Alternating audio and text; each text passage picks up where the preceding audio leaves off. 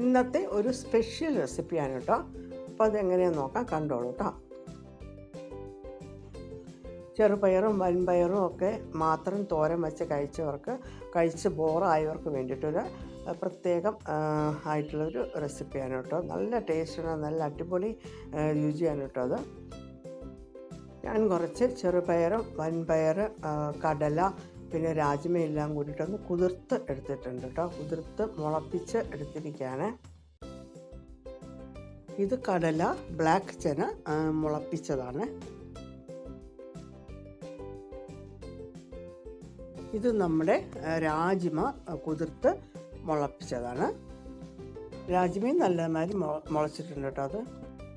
അടുത്തതായിട്ട് ചെറുപയറും വൻപയറും കൂടിയിട്ട് കുതിർത്തിട്ട് അത് രണ്ടും നല്ലമാതിരി മുളച്ചിരിക്കുകയാണ് കേട്ടോ.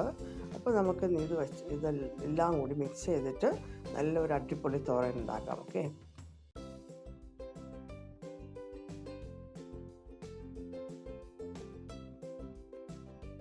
2 ദിവസം മുന്നേ വെള്ളത്തിനകത്തിട്ട് കുതിർത്ത് മുളപ്പിച്ചെടുത്ത കാരണം നമുക്കിതൊന്നുകൂടി ഒന്ന് വാഷ് ചെയ്തെടുക്കാം.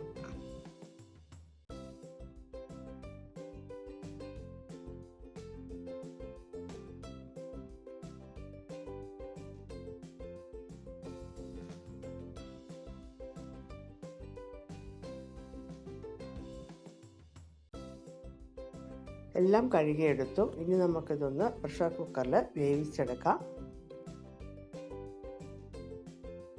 കുതിർത്തെടുത്ത കാരണം ഇതൊരൊറ്റ വിസിലിൽ തന്നെ വേവും കേട്ടോ. പെട്ടെന്ന് വേവും കേട്ടോ.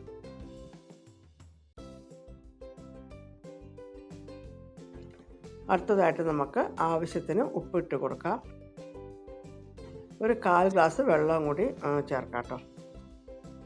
ഇനി നമുക്കിതൊന്ന് വേവിച്ചെടുക്കാം. ഒറ്റ വിസിലിൽ തന്നെ വേഗം കേട്ടോ. അതിന് കൂടിപ്പോയ 2 വിസിൽ വെക്കാം.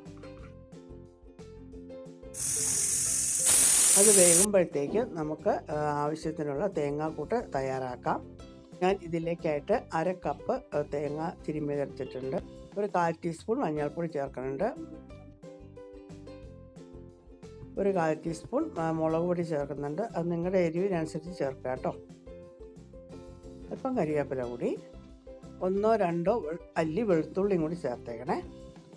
ഇനി നമുക്ക് സാധാരണ തോരന് അരയ്ക്കുന്നതിനൊക്കെ ഒന്ന് ബ്ലെൻഡ് ചെയ്തിട്ട് വരാം.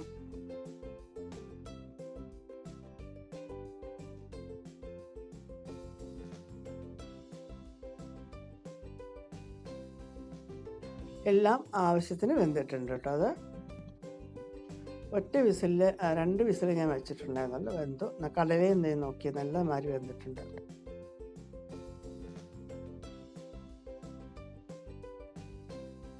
ഇനി നമുക്കിതൊന്ന് കടുവറുത്തെടുക്കാം അല്ലേ.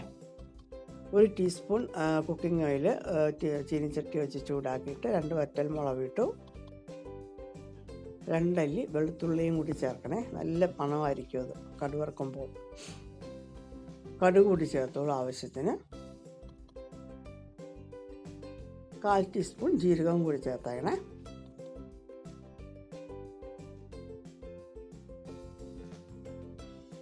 ഇനി അല്പം കറിവേപ്പില ചേർത്തോളൂ.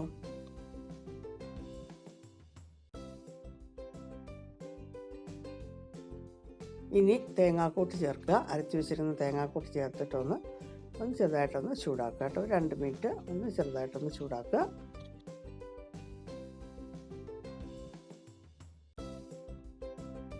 ഇനി വേവിച്ച് വെച്ചിരിക്കുന്ന കടലയും പയറും വൻപയറും ഒക്കെ ചേർക്കാം.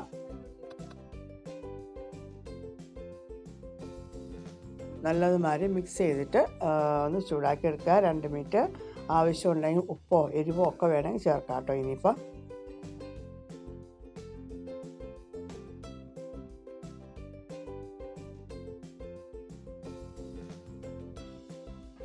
ഒരു സെർവിങ് ബൗളിലേക്ക് മാറ്റിയിട്ടുണ്ട്. ഇത് ഒത്തിരി ന്യൂട്രിയൻസൊക്കെ അടങ്ങിയിട്ടുള്ള തോരനാണ് കേട്ടോ. എല്ലാം മുളപ്പിച്ചെടുക്കുന്ന കാരണം ഒത്തിരി നല്ല ടേസ്റ്റ്, നല്ല രുചിയുമാണിത്. കൂടുതൽ രുചിയുമുണ്ട് കേട്ടോ അത്. അപ്പോൾ ഇതെല്ലാവരും ഒന്ന് ട്രൈ ചെയ്യാം. ഇനി മറ്റൊരു നല്ല റെസിപ്പിയായിട്ട് ഞാൻ വരുന്നുണ്ട് കേട്ടോ. Okay, by.